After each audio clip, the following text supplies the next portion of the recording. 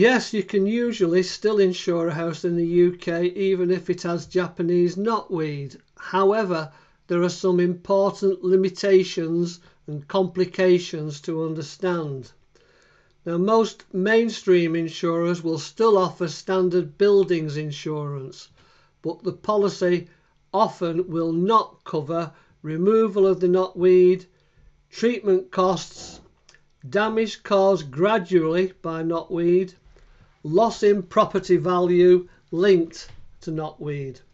That is because insurers commonly class knotweed as a maintenance or ongoing property issue rather than sudden accidental damage.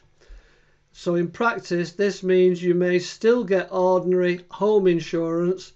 Your premium may not rise very much, if anything at all, but knotweed related claims are frequently excluded. However, if an insurer specifically asks whether or not the property has Japanese knotweed, they may ask perhaps because the area is a known hotspot, you must answer honestly.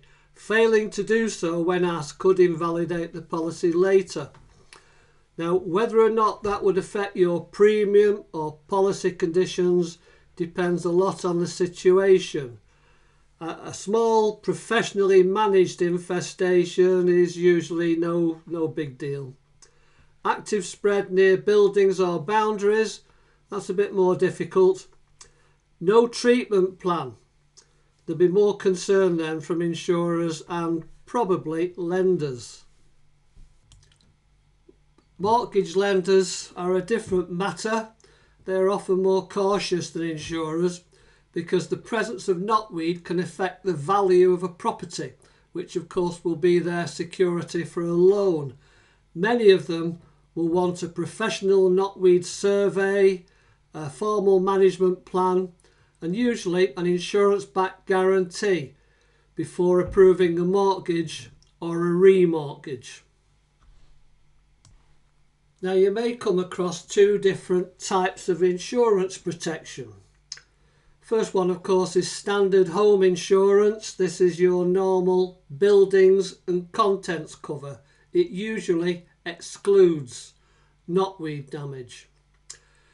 There's also knotweed indemnity insurance. Not really all that common, but this is a specialist policy sometimes used during property sales. It can help protect buyers or lenders against unknown or future knotweed related financial risks.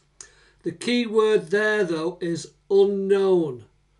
Most knotweed indemnity policies are designed for situations where knotweed is not known to exist, or the seller answered not known on the TA6 property form, but buyers or lenders still want protection against future discovery of knotweed. Now, these policies are commonly arranged by conveyancing solicitors, and they are meant to be additional to a standard policy, not a replacement for it. So, a sensible approach if you own or are buying a property with knotweed is, first of all, get a proper survey, use a recognised specialist, obtain a written treatment plan, keep records of treatment and monitoring, ask your insurer directly what is and is not covered. Now, that documentation can make a very big difference when insuring, remortgaging or selling the property later. Now, if knotweed is a concern for you and you want advice about treating it, you can contact us at knotweed.org.uk and we'll do our best to help. Good luck.